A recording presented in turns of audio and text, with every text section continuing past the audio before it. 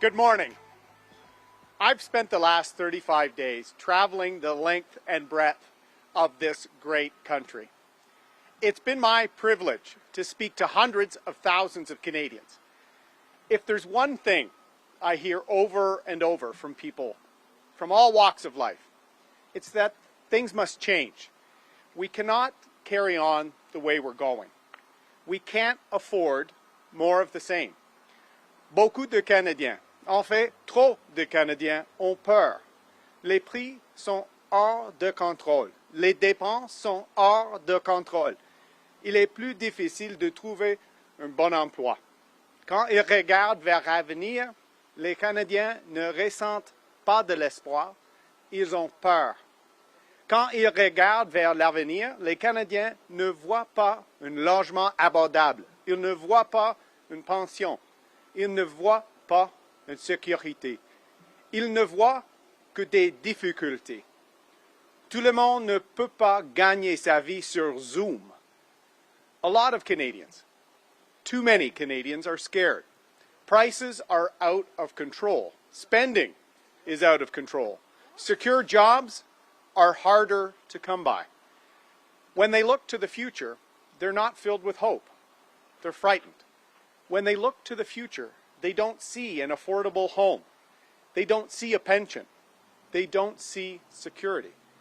They see only endless struggle. Not everyone can make a living on Zoom calls. It will never be acceptable to me that anyone in this country be left behind. Never. Fear isn't the only thing people are feeling. We see it out there. There's anger, too. And much of it is justified. There are a lot of people in this country who are angry at Mr. Trudeau. He only wants to talk about the protesters because that suits him. But there are millions more he has let down. Decent, hard-working people who are struggling with higher prices. People who are tired of Justin Trudeau's pious lectures and his personal hypocrisy, especially when it comes to women.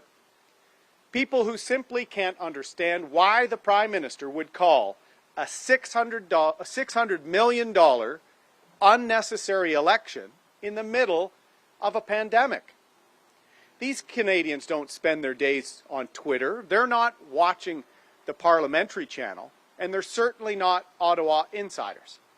But they're frustrated. Aux Canadiens qui ont peur, qui sont en colère et qui se sentent oubliés, je dis ceci.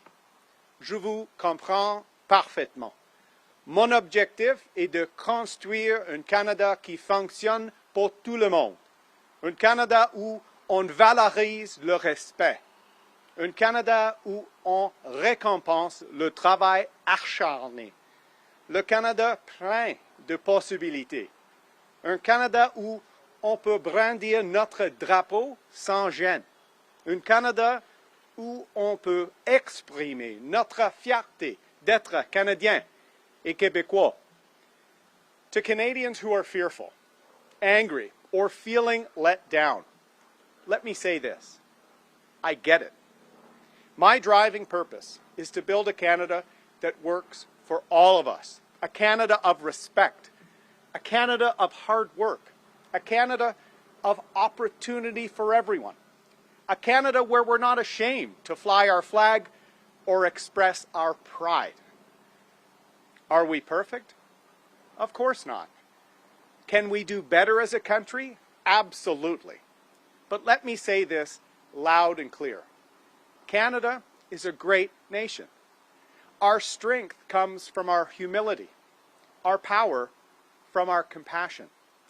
Our greatness doesn't come from politicians or celebrities, but by a million acts of kindness from ordinary Canadians each and every day that most of us will never see. Canadians are a wonderful, welcoming, modest, and generous people. And don't let anyone tell you differently. C'est très clair. Tout va impérer si Justin Trudeau est récompensé pour avoir déclenché une élection inutile de 600 millions de dollars au milieu de la pandémie. La morale, l'hypocrisie, l'augmentation des prix et surtout l'ego de Justin Trudeau.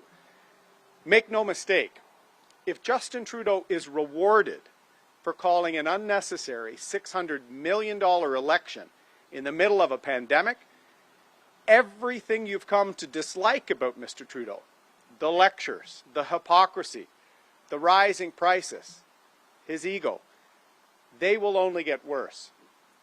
This pandemic election is vain, risky, and selfish. In fact, it's un-Canadian. Still, despite how it was called, there is a lot at stake in this election. Justin Trudeau has no vision for Canada other than him being at the head of it. His strategy is to divide and conquer, wedge issue after wedge issue, division, and countless broken promises. In this environment, it's understandable that people are looking for alternatives, looking to shake things up, looking to show that they are tired of it all. I know there are folks up and down this great country who are saying enough is enough. I get that. I feel like that. Make no mistake, voting for other parties that cannot win, no matter how aggrieved or angry you may feel, will not get Trudeau out. Your frustration will be double if we wake up Tuesday morning to another Justin Trudeau government. More vanity, more lectures, more corruption, more being let down again and again and again. But there is one way, and only one way, to send Justin Trudeau a message. Only one way to show him the door, and that is to vote Conservative on Monday. Si vous en avez assez des prix plus élevés, si vous vous préoccupez d'une dette énorme laissée à vos enfants, si vous ne voulez pas que cet homme soit encore votre chef, vous avez une voix, vous avez une chance, vous avez un vote. Vous devez faire la seule chose que Justin Trudeau ne veut pas, c'est de voter Conservateur lundi. If you're tired of being stuck with higher prices, if you're concerned about massive government debt being left to your kids, if you cannot abide this man being your leader, you have a voice, you have a chance, you have a vote. You need to do the one thing that Justin Trudeau doesn't want you to do, and that is to vote Conservative on Monday. Friends, Justin Trudeau has got away with the timing of this unnecessary $600 million pandemic election. Let's not let him get what he wants from you. Your vote is your future. Your vote is your power. Your vote is the only way to stop Mr. Trudeau from gaining even more power. Your vote is the only way to get the change we so desperately need. So vote for Canada. Vote to secure the future. Vote Conservative. Votez Conservateur, c'est ensemble qu'on va agir pour l'avenir. We will secure the future with a strong Conservative government. So vote for Canada, vote Conservative. Thank you very much. Merci beaucoup.